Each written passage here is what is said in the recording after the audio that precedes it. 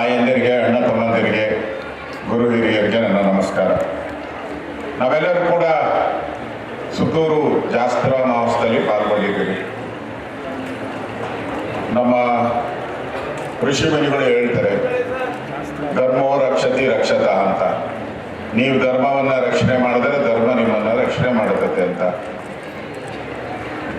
ಈ ಮಠಗಳಿರೋದೇ ಈಗ ಧರ್ಮವನ್ನು ರಕ್ಷಣೆ ಮಾಡೋದಕ್ಕೋಸ್ಕರ. ಯಾವ ಸಮಾಜ ನಮಗೆ ಹಿಂದೆ ಪೂರ್ವಜರು ನಮ್ಗೆ ಕೊಟ್ಟೋಗಿದ್ರು, ಆ ಸಮಾಜವನ್ನು ನಾವು ಮುಂದಿನ ಜನಾಂಗಕ್ಕೆ ಕೊಡಬೇಕು. ಇದು ದೇವರ ಒಂದು ಮಾತು. ನಾನು ಪ್ರಾರಂಭದಲ್ಲಿ ನಿನಗೇನು ಕೊಟ್ಟಿದ್ದೀನಿ ಅದನ್ನು ನಿನ್ನ ಮಕ್ಕಳಿಗೆ ಕೊಡು, ಅದನ್ನು ಅವರು ಅವ್ರ ಮಕ್ಕಳಿಗೆ ಕೊಡಬೇಕು. ಆದರೆ ನಾವು ಕೊಡ್ತಾ ಇದ್ದೀರಾ? ಇವತ್ತು ಯೋಚನೆ ಮಾಡಿ. ನಾವು ಕೃಷಿ ಮೇಳದಲ್ಲಿದ್ದೀವಿ. ಕೃಷಿ ಮೇಳ, ಸಾವಯವ ಕೃಷಿ, ಇವೆಲ್ಲವನ್ನ ಈಗ ನಾವು ಕೇಳ್ತಾ ಇರೋದು. ರೈತರು ಸಾವಯವ ಕೃಷಿ ಅನ್ನೋದನ್ನ ಹೆಸರು ಕೇಳ್ತಾ ಇರೋದೇ ಈಗ. ಹಿಂದೆ ನಮ್ಮ ಅಧಿಕಾರಿಗಳಿದ್ರು, ಕೃಷಿ ಇಲಾಖೆ ಅಧಿಕಾರಿಗಳು, ಎಲ್ಲ ಫರ್ಟಿಲೈಸರ್ ಬೆಳೆಸಿ ಹಾಕಿ ಹಾಕಿ ಹಾಕಿ ಹಾಕಿ ಅಂತ ಹೇಳಿ ರೈತರು ಆ ಗೊಬ್ಬರ ಮಾಡ್ತಾ ಇದ್ರಲ್ಲ, ನಾವು ಹೇಳ್ತೀವಿ ತಿಪ್ಪೆ ಅಂತ ತಾನೇ ಹೇಳೋದು. ತಿಪ್ಪೆ ಅಂತ ಹೇಳ್ತಾ ಇದ್ರು. ತಿಪ್ಪೆನೆಲ್ಲ ಮುಚ್ಚಾಕ್ಬಿಟ್ರಿ, ಎಲ್ಲರೂ ಫರ್ಟಿಲೈಸರ್ ಹೋದ್ರಿ. ಅದಕ್ಕೆ ಅಡಿಕ್ಟ್ ಆಗ್ಬಿಟ್ರಿ. ನಾವು ಪೂರ್ತಿ ಇನ್ವಾಲ್ವ್ಮೆಂಟ್ ಆಗ್ಬಿಟ್ಟಿದ್ರಿ. ಈಗ ನಾವು ಈಗ ಹೇಳ್ತಾರೆ ನಮ್ಮ ಅಧಿಕಾರಿಗಳು, ಫರ್ಟಿಲೈಸರ್ ಒಳ್ಳೇದಲ್ಲ, ಮಣ್ಣನ್ನ ಹಾಳು ಮಾಡುತ್ತೆ, ಮಣ್ಣಲ್ಲಿರೋ ಎರೆಹುಳು ಸತ್ತೋಗುತ್ತೆ, ಮಣ್ಣಲ್ಲಿರೋ ಕ್ರಿಮಿಕೀಟಗಳು ಸತ್ತೋಗುತ್ತೆ, ಮುಂದೆ ಈ ಜಮೀನು ಬರಡಾಗ್ತದೆ, ಬೇಡ, ಮತ್ತೆ ಇಲ್ಲಿ ವಾಪಸ್ ಬನ್ನಿ ಅಂತ. ಈ ತರದ ಒಂದು ದ್ವಂದ್ವ ನೀತಿಯಿಂದನೇ ನಾವು ಈ ಸ್ಥಿತಿಗೆ ಬಂದಿರುವಂಥದ್ದು. ನಮ್ಮ ಪೂರ್ವಿಕರು ಹೇಳ್ಕೊಟ್ಟಿದ್ದು ಸಾವಯವ ಕೃಷಿನೇ. ಆದರೆ ನಾವು ಬಂದಂತ ಸರ್ಕಾರಗಳು, ಯಾವುದೇ ಇರ್ಬೋದು ಸರ್ಕಾರ, ನಾವು ರೈತರನ್ನ ದಾರಿ ತಪ್ಪಿಸೋದಕ್ಕೋಸ್ಕರ ಈ ರೀತಿ ಆಗ್ತಾ ಇರೋದನ್ನ ನಾವು ನೋಡ್ತಾ ಇದ್ದೀವಿ. ನನಗನ್ಸ್ತತೆ ಮುಂದಿನ ದಿನಗಳಲ್ಲಿ ನಾವು ಈ ಕೃಷಿ ಅನ್ನೋದನ್ನ, ಕೃಷಿ ಈಗಿರೋ ಜನಸಂಖ್ಯೆ ಇವೆಲ್ಲ ನೋಡ್ತಾ ಇದ್ರೆ ನಮ್ಮ ಕಣ್ಣು ಮುಂದೆನೆ ನೀವು, ನಾನು ಬೆಂಗಳೂರಿಂದ ಮೈಸೂರಿಗೆ ಬರ್ತಾ ಇದ್ದೆ. ನಾನು ಈಗ ಸ್ವಲ್ಪ ರೋಡ್ ಮೇಲೆ ಇದೆಯಲ್ಲ, ಫ್ಲೈಓವರ್ ಮೇಲೆ ಬಂದೆ. ಅವಾಗೆಲ್ಲ ನಾವು ಬಂದು ನೋಡಿದಾಗ ಆ ಕಡೆ ತೆಂಗಿನ ತೋಟ, ಈ ಕಡೆ ಗದ್ದೆ ಎಲ್ಲ ಇತ್ತು. ಈಗೆಲ್ಲ ಲೇಔಟ್ಗಳಾಗ್ಬಿಟ್ಟಿದೆ. ಸಿರಿ ಲೇಔಟು, ಸೌಂದರ್ಯ ಲೇಔಟು, ಬನ್ನಿ, ಕೊನೆಯ ಅವಕಾಶ, ಕಡಿಮೆ ಬೆಲೆ, 5 ಲಕ್ಷ ಕಟ್ಟಿ ಮುಂದೊಂದು ಆಮೇಲೆ ಕಟ್ಟಿ. ಈ ಮೈಕ್ರೋ ಫೈನಾನ್ಸ್ ಇದೆಯಲ್ಲ ಈಗ, ತಗೋ ತಗೋ ಅಂತಾರೆ, ತಗೊಂಡ್ಮೇಲೆ ಕತ್ತಿಗೆ ಹಗ್ಗ ಹಾಕ್ತಾರೆ ಇವತ್ತು ರೈತರಿಗೆ.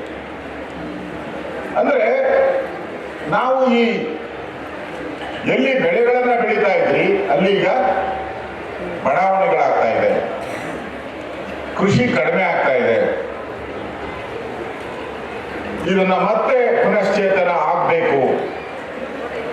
ಆ ದೃಷ್ಟಿಯಿಂದ ನನಗನ್ಸ್ತದೆ ಪರಮ ಪೂಜ್ಯರು ನಮ್ಮ ಸುತ್ತೂರು ಮಠಾಧೀಶರು, ಏನಪ್ಪ ಎಲ್ಲ ಸರ್ಕಾರಗಳು ಮಾಡಬೇಕಾಗಿತ್ತು, ಯಾಕೋ ಸರ್ಕಾರ ಸುಮ್ಮನೆ ಆಗೋಗ್ಬಿಟ್ಟಿದೆ, ನಾನಾದ್ರೂ ಮಾಡೋಣ, ಮತ್ತೆ ರೈತರಿಗೆ ಪುನಶ್ಚೇತನ ಕೊಡೋಣ, ಮತ್ತೆ ರೈತರ ಜಮೀನು ಹಸನಾಗಬೇಕು, ಹಳ್ಳಿ ಅಂದ್ರೇನು, ಹಳ್ಳಿಯ ಸೊಗಡಂದ್ರೇನು, ಬೆಳೆ ಬೆಳೆಯುವಂತ ಪರಿಸ್ಥಿತಿ ಹೇಗೆ ನಿರ್ಮಾಣ ಆಗಬೇಕು, ಅದಕ್ಕೋಸ್ಕರ ಈ ಜಾತ್ರಾ ಮಹೋತ್ಸವ ಅಂತ ತಿಳ್ಕೊಂಡಿದ್ವಿ. ಮಠ, ನಾವೆಲ್ಲ ಮಠ ಕಟ್ತೀವಿ, ಮನೆನೂ ಕಟ್ತೀವಿ. ಮನೆಗೂ ಮಾ ಇದೆ, ಮಠಕ್ಕೂ ಮಾ ಇದೆ. ಕರೆಕ್ಟ್ ಅಲ್ಲ? ಎರಡಕ್ಕೂ ಮಾ ಇಂದಲೇ ಶುರುವಾಗುತ್ತೆ. ಮನೆ ನಮಗೋಸ್ಕರ ಕಟ್ಕೊಂತೀವಿ, ಮನೇನ ನಾವು ನಮಗೋಸ್ಕರ ಕಟ್ಕೊಂತೀವಿ. ನಮ್ಗೊಂದು ರೂಮ್ ಕಟ್ಕೊಂತೀವಿ, ನಮ್ಮ ತಮ್ಮನಿಗೊಂದು, ನಮ್ಮ ಅಳಿಗೊಂದು, ಎಲ್ಲರಿಗೂ ಒಂದೊಂದು ರೂಮ್ ಇರ್ತದೆ.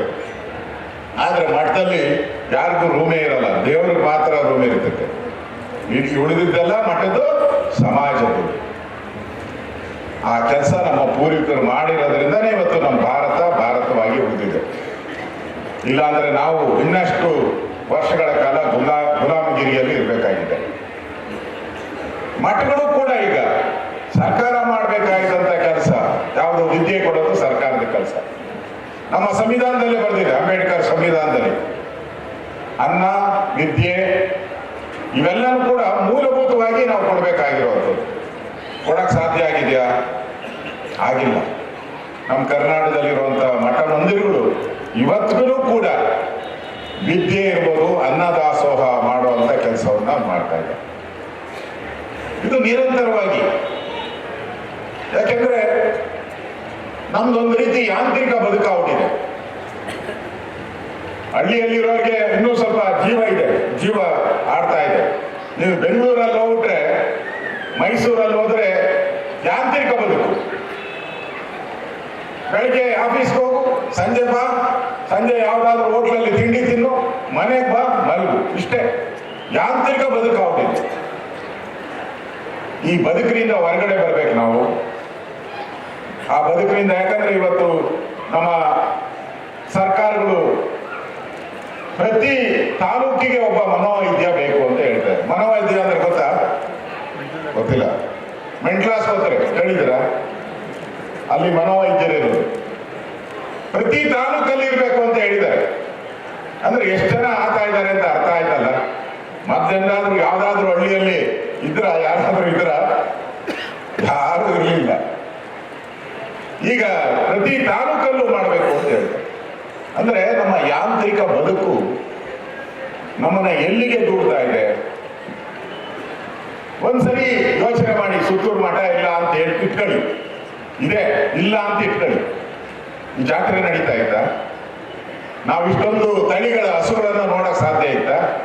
ಇಷ್ಟೊಂದು ನೂರಾರು ವೆರೈಟಿ ಸಸ್ಯಗಳನ್ನ ನೋಡಕ್ ಸಾಧ್ಯ ಆಯ್ತಾ? ಬೆಳೆಗಳನ್ನ ನೋಡಕ್ ಸಾಧ್ಯ ಆಯ್ತಾ? ಧಾನ್ಯಗಳನ್ನ ನೋಡಕ್ ಸಾಧ್ಯ ಆಯ್ತಾ? ಇಲ್ಲ, ಸಾಧ್ಯನೇ ಇಲ್ಲ. ಸುತ್ತೂರು ಮಠ ಒಂದು ಈ ತರ ಸಮಾಜಮುಖಿಯಾಗಿ ನಾನು ಕೆಲಸ ಮಾಡಬೇಕು ಅನ್ನೋ ತೀರ್ಮಾನ ಮಾಡಿದಕ್ಕೋಸ್ಕರ ಈ ಜಾತ್ರೆ ನಡೀತಾ ಇದೆ. ಜಾತ್ರೆ ಹೆಸರಲ್ಲಿ ಸಮಾಜಕ್ಕೆ ಜ್ಞಾನ ಕೊಡುವಂಥದ್ದು. ಜಾತ್ರೆ ಮಾಡಿ ಇಲ್ಲಿ ಬಂದು ಡಮ ಡಮ ಅಂತ ಏನೋ ಮಾಡಿ ಹೋಗೋದಲ್ಲ.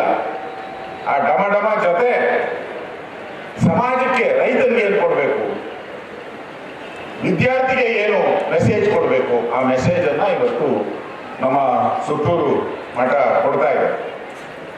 ಇವತ್ತು ನಾವು ನೋಡ್ತಾ ಇದ್ದೀವಿ, ಮಹಾಕುಂಭ ಮೇಳ ನಡೀತಾ ಇದೆ ದೇಶದಲ್ಲಿ. ನಾವು ನಮ್ಮ ಮದುವೆ ನಡೆದ್ರೆ ಒಂದು 2,000 ಜನ ಸೇರಿದ್ರೆ ಒಂದು ತಿಂಗಳು ನಾವೆಲ್ಲ ಕೆಲಸ ಮಾಡ್ತೀವಿ. ಒಂದು ತಿಂಗಳು ಕೆಲಸ ಮಾಡಿದ್ರು ಮದುವೆ ಕರೆಕ್ಟಾಗಿ ಆಗಲ್ಲ. ಇವತ್ತು ಕುಂಭಮೇಳದಲ್ಲಿ 40 ಕೋಟಿ ಜನ, ನಮ್ಮ ದೇಶದಲ್ಲಿರೋದು 120 ಕೋಟಿ ಜನ. 40 ಕೋಟಿ ಜನ ಆ ಒಂದು ನದಿ ಹತ್ರ ಹೋಗ್ತಾ ಇದೆ. ಪವಾಡ ಅಲ್ವಾ?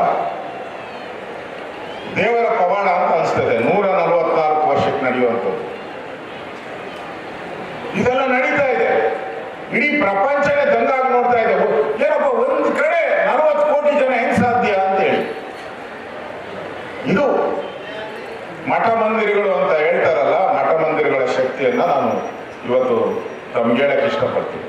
ಆದ್ರಿಂದ ನಾವು ಈ ಧರ್ಮವನ್ನ ರಕ್ಷಣೆ ಮಾಡಬೇಕು, ದೇಶ ರಕ್ಷಣೆ ಆಗಬೇಕು, ಮಠ ಮಂದಿರಗಳು ರಕ್ಷಣೆ ಆಗಬೇಕು. ಅದರಿಂದ ಈ ಜನಕ್ಕೆ ಉಪಯೋಗ ಆಗಬೇಕು ಅನ್ನೋ ದೃಷ್ಟಿಯಿಂದ ಈ ಕಾರ್ಯಗಳೆಲ್ಲ ನಡೀತಾ ಇರೋದನ್ನ ನಾವು ನೋಡ್ತಾ ಇದ್ದೀವಿ. ನಾನು ಕೂಡ ಆ ಸುತ್ತೂರು ಮಠಕ್ಕೆ ಬಹಳ ವರ್ಷಗಳಿಂದ ಬರ್ತಾ ಇದ್ದೀನಿ. ಈ ಮಠದಲ್ಲಿ ನಡೆಯುವಂಥ ಪ್ರತಿಯೊಂದು ಕಾರ್ಯಕ್ರಮನೂ ಬಹಳ ಶಿಸ್ತುಬದ್ಧವಾಗಿ ನಡೆಯುತ್ತೆ. ಬಹಳ ಶಿಸ್ತುಬದ್ಧವಾಗಿ ನಡೆಯುವಂಥ ಕಾರ್ಯಕ್ರಮ. ಏನೇ ತಗೊಂಡು, ಯಾವುದೇ ಕಾರ್ಯ ತಗೊಂಡು ಬಹಳ ಶಿಸ್ತುಬದ್ಧವಾಗಿ ಕಾರ್ಯಕ್ರಮವನ್ನು ಮಾಡ್ತಾರೆ. ಸಮಾಜಕ್ಕೆ ಏನಾದರೂ ಒಳ್ಳೇದಾಗಬೇಕು, ಸಮುದಾಯಕ್ಕೆ ಒಳ್ಳೇದಾಗಬೇಕು ಅನ್ನೋ ಕೆಲಸವನ್ನು ಇಟ್ಕೊಂಡು ಪರಮ ಪೂಜ್ಯರು ಮಾಡ್ತಾ ಇರುವಂಥ ಕೆಲಸಕ್ಕೆ ನಾವೆಲ್ಲರೂ ಕೂಡ ಕೈ ಜೋಡಿಸೋಣ. ಒಂದು ಮಠ ಬೆಳಿಬೇಕಾದ್ರೆ ಲಕ್ಷಾಂತರ ಕೈಗಳು ಅದ್ರ ಜೊತೆ ಸೇರ್ಬೇಕಾಗ್ತದೆ. ಆ ರೀತಿ ತಾವೆಲ್ಲರೂ ಇಲ್ಲಿ ಬಂದಿರತಕ್ಕಂಥ ಜನ, ಈ ಮಠದ ಮೇಲೆ ಇರ್ತಕ್ಕಂಥ ಪ್ರೀತಿ, ವಿಶ್ವಾಸ, ನಂಬಿಕೆ, ಆ ನಂಬಿಕೆಯಿಂದ ತಾವು ಕೂಡ ಬಂದಿದ್ದೀರಾ, ನಾನು ಕೂಡ ಬಂದಿದ್ದೀನಿ. ನಮ್ಮ ಸಮಾಜ ಇವತ್ತು ಇನ್ನಷ್ಟು ಎತ್ತರಕ್ಕೆ ಬೆಳಿಬೇಕಾದ್ರೆ ಈ ಮಠ ಮಂದಿರಗಳು ಉಳಿಬೇಕು. ಬೆಳಿಬೇಕು. ಆಗ ಮಾತ್ರ ನಮ್ಮ ಭಾರತವಾಗಿ ಉಳಿಯೋಕ್ಕೆ ಸಾಧ್ಯ ಆಗ್ತೈತೆ. ಆ ದೃಷ್ಟಿಯಿಂದ ಇವತ್ತು ನಾನು ಕೂಡ ಈ ಎಲ್ಲ ಕೃಷಿ ಮೇಳ ಇರ್ಬೋದು, ಬೇರೆ ಬೇರೆ ಮೇಳಗಳನ್ನು ನಾವು ಉದ್ಘಾಟನೆ ಮಾಡಿ ಬಂದಿದ್ವಿ. ಇದರಿಂದ ನಮ್ಮ ಬಂದಿರತಕ್ಕಂಥ ರೈತಾಪಿ ಜನಗಳು ಇದರಿಂದ ಒಳ್ಳೆಯ ಬೆಳೆ ಬೆಳೆಯುವಂಥದ್ದಕ್ಕೆ ಏನೇನು ಅವಕಾಶಗಳಾಗುತ್ತೆ ಅದನ್ನು ಪಡೆದು ಹೋಗಬೇಕು ಅನ್ನೋ ವಿನಂತಿಯನ್ನು ಮಾಡಿ ಮತ್ತೊಮ್ಮೆ ನನಗೆ ಈ ಕಾರ್ಯಕ್ರಮಕ್ಕೆ ಬಂದು ಇಲ್ಲಿ ಪಾಲ್ಗೊಳ್ಳುವಂಥ ಅವಕಾಶ ಮಾಡಿಕೊಟ್ಟಂಥ ಪರಮ ಪೂಜ್ಯ ಸ್ವಾಮೀಜಿಗಳಿಗೆ, ಮಠದ ಎಲ್ಲ ಭಕ್ತಾದಿಗಳಿಗೆ ನನ್ನ ಧನ್ಯವಾದಗಳನ್ನು ಹೇಳಿ ನಾನು ಮಾತು ಮುಗಿಸ್ತಾ ಇದ್ದೀನಿ.